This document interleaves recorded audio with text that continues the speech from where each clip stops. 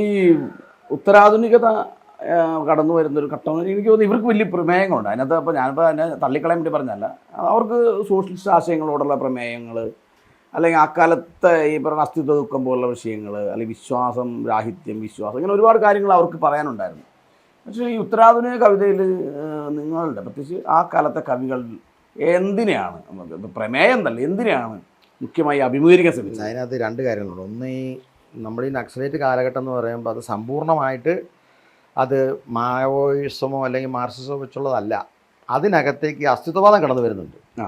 അതുപോലെ യൂറോപ്പിലുണ്ടായിട്ടുള്ള അവാൻഗാർഡ് മൂവ്മെൻറ്റിൻ്റെ പ്രത്യയശാസ്ത്രങ്ങളും ഐഡിയയും എല്ലാം കടന്നു വരുന്നത്. അതുകൊണ്ടാണ് ഇവരൊരു ബുദ്ധിജീവി ലൈനിലാണല്ലോ പോകുന്നത്.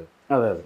ഇവർ സാധാരണ ഒരു ഇടതുപക്ഷ പ്രവർത്തകൻ എന്ന് പറഞ്ഞാൽ മദ്യപിക്കുകയൊന്നുമില്ലല്ലോ, നമുക്കറിയാമല്ലോ. അയാൾ വളരെ ഒരു മുണ്ട് കൊടുത്ത് നടക്കുന്ന ഒരു സാധാരണ മനുഷ്യനായിരിക്കും. അല്ലാതെ അയാളൊരു ഹൈലൈറ്റഡ് ആയിട്ടുള്ളൊരു ഇമേജ് അല്ല. പക്ഷെ ഇവരൊക്കെ അങ്ങനെ അല്ലല്ലോ. അതെ, ഇവർ ഇങ്ങനെ താടിയൊക്കെ നീട്ടി അല്ലെങ്കിൽ എല്ലാത്തരം അക്രമങ്ങൾ, ഇത് അരാജക ജീവിതം ജീവിച്ചവരാണ്. അപ്പം ഇതിനകത്ത് നക്സലിസം എന്ന് മാത്രം പറയാൻ പറ്റില്ല. നക്സലിസം പ്ലസ് അരാജകത്വം ഉണ്ട്, അനാർക്കിസം ഉണ്ട്. അങ്ങനെ മിക്സ് ചെയ്ത് വരുന്നൊരു കാര്യമാണ്. വിപ്ലവം എന്ന് പറയുന്നത് ഇന്നും നടക്കുന്നുണ്ട്. ഇവർ ഉപേക്ഷിച്ച് പോയെങ്കിലും നമ്മളാരും ഉപേക്ഷിച്ചിട്ടില്ല.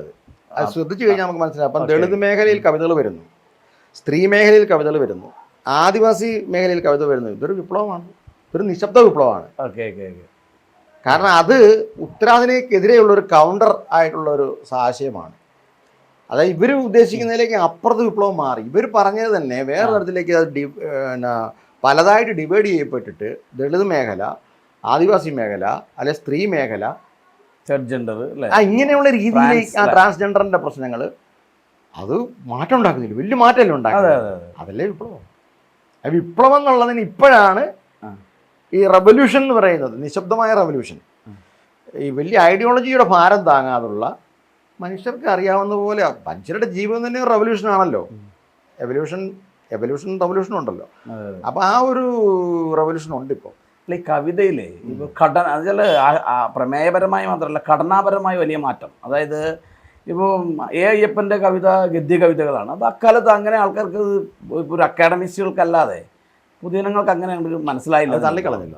പക്ഷെ പിന്നീട് ഏതാണ്ട് 80-കൾക്ക് ശേഷം 90-കൾക്കൊക്കെ ആകുമ്പോഴേക്കും മലയാള സാഹിത്യത്തിൻ്റെ ഈ ഈണം അങ്ങ് പോയിട്ട് കവിതകൾ ഗദ്യം പ്രധാനമായി വരുന്നത്. അതിൻ്റെ ഒരു അയ്യപ്പൻ്റെ ഗദ്യത്തിൽ നിന്നും നമ്മുടെ ഗദ്യത്തിലേക്ക് ഒരു വ്യത്യാസമുണ്ട്.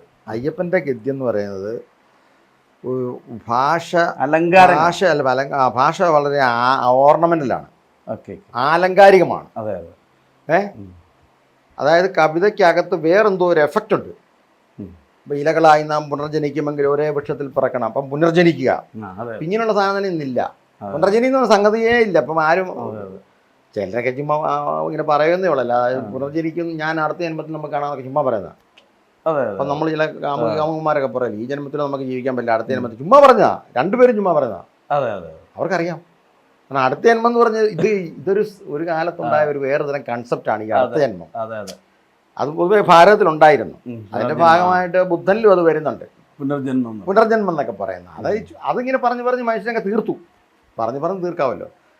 അല്ലാതെ ഇതിനകത്ത് കാര്യമില്ല. നമ്മളിപ്പോൾ കാലത്ത് ഒരാൾ പറയാം നമുക്ക് അടുത്ത ജന്മത്തിൽ കാണാമെന്ന് പറയണ തേച്ചിട്ട് പോയെന്നല്ലേ നിങ്ങൾ പറയുള്ളൂ.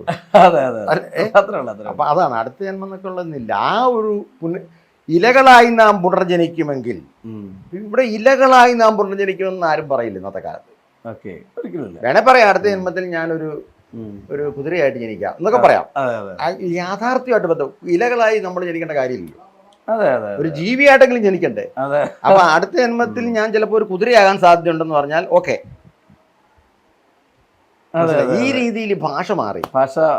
ആറ്റൂരിന്റെ ഗദ്യവും ഏതാണ്ട് പദ്യത്തിലുണ്ടായ വാക്കുകൾ ഗദ്യവൽക്കരിച്ച പോലെ എനിക്ക് തോന്നിയിട്ടുണ്ട് അല്ലേ? ആറ്റൂരിൻ്റെ ഒരു സ്റ്റൈലൈസേഷൻ ഉണ്ട്. വ്യോമത്തിൽ എന്നൊക്കെ വേണമെങ്കിൽ ആറ്റൂര് വാക്കുകൾക്ക് ഒരു വല്ലാത്ത ഊന്നൽ കൊടുക്കുന്നുണ്ട്. ഓരോ വാക്കിനും പുള്ളി കൊടുക്കുന്ന ഊന്നലൊന്നും സാധാരണക്കാർക്ക് മനസ്സിലാവില്ല. ആ ഒരു കോണ്ടക്സ്റ്റിൽ പെട്ട് കഴിഞ്ഞാൽ നമുക്ക് അങ്ങനെ തോന്നും. അത്രേ ഉള്ളൂ. ഇപ്പം നമുക്കിപ്പോൾ സൂര്യ നമസ്കാരം ചെയ്യുന്ന ഒരാൾ സൂര്യനെ കാണുമ്പോൾ അല്ലല്ലോ നമ്മൾ കാണുന്നത്. സൂര്യ നമസ്കാരം ചെയ്യുന്ന ആള് ഇപ്പം ON ഗ്രൂപ്പിന്റെ ഒക്കെ സ്വസ്തികേ സൂര്യ, മറ്റുള്ളവർക്കായി സ്വയം കത്തിയെരിയുന്ന ഇത് വളരെ വ്യർത്ഥമായ ഒരു പ്രാർത്ഥനയാണ്. കാരണം സൂര്യനൊന്നും മൈൻഡ് ചെയ്യില്ല. സൂര്യനെ നമ്മളെ അറിയത്തില്ലല്ലോ.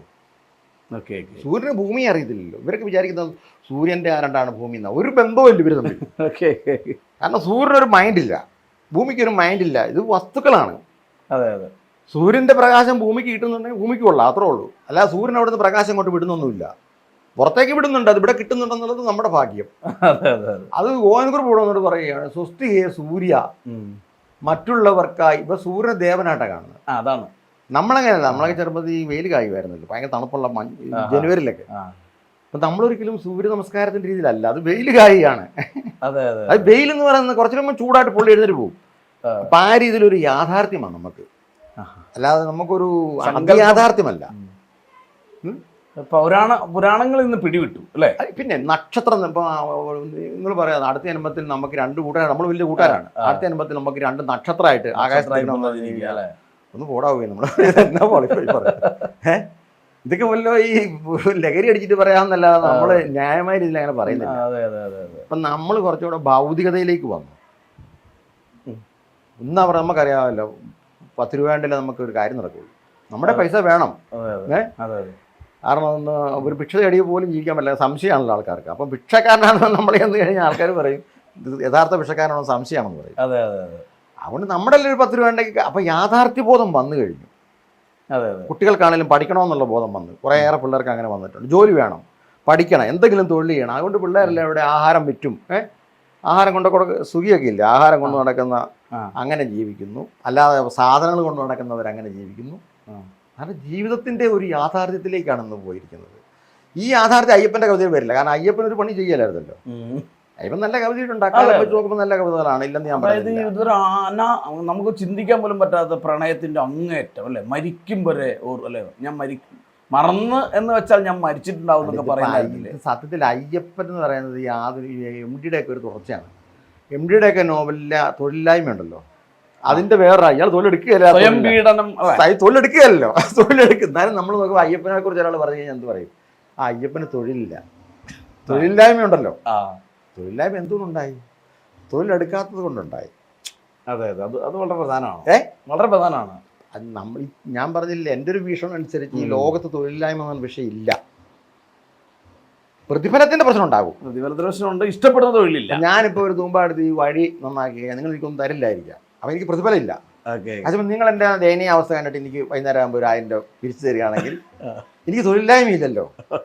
തൊഴിലുണ്ട് പക്ഷെ പൈസ ഇല്ല. ഇവിടെ അതാ പ്രശ്നം. തൊഴിലുണ്ട് പക്ഷെ സാധ്യതയില്ല. എത്രയോ കണ്ടാ വെറുതെ കിടക്കുന്നത്, എത്രയോ കൃഷിപ്പാടങ്ങളാണ് വെറുതെ ഇട്ടിരിക്കുന്നത്. അത് ചിലർ ഓണർഷിപ്പ് ഉണ്ടാക്കിയിട്ട് ഇവരെല്ലാം പോയിരിക്കുകയാണ് യൂറോപ്പിലേക്കുമൊക്കെ. ഇവരുടെ വീടും പണിതിട്ട് ഇവിടെയുള്ള ഭൂമിയെല്ലാം മേടിച്ചിട്ട് അവർ സ്ഥലം വിട്ട്. ആർക്കും കയറി ഇടപെടാൻ പറ്റില്ല, കേസാവുമല്ലോ. അത് ഇനി വെറുതെ കിടക്കും, ആർക്കും വേണ്ട. അപ്പൊ അവിടെ തൊഴിലില്ലായ്മ ഉണ്ടാവും. തൊഴിലില്ലായ്മ എന്ന് പറഞ്ഞാൽ നമ്മൾ അങ്ങനെ കാണണം. തൊഴിൽ കൊടുക്കാൻ അത് ഈ തൊഴിലെന്ന് പറയുന്നത് എന്താ? എന്തും തൊഴിലാണ്. പക്ഷെ ഗവൺമെന്റ് ചില തൊഴിലുകൾക്ക് മാത്രമാണ് ഇത് കൊടുക്കുന്നത്. കൃഷിപ്പണി ചെയ്യുന്നവർക്ക് പൈസ ആ വീട്ടുകാരൻ കൊടുക്കണമല്ലോ, ഗവൺമെന്റ് കൊടുക്കുകയല്ലോ. അപ്പൊ കൊടുക്കുന്ന തൊഴിലുറപ്പ് പദ്ധതിയിലൂടെയുള്ള പൈസയല്ലേ. അതൊരു ചെറിയ തുക. പിന്നെ സ്ഥിരം ജോലിയുണ്ട്, അങ്ങനെ ജീവിച്ചു പോകുന്നു.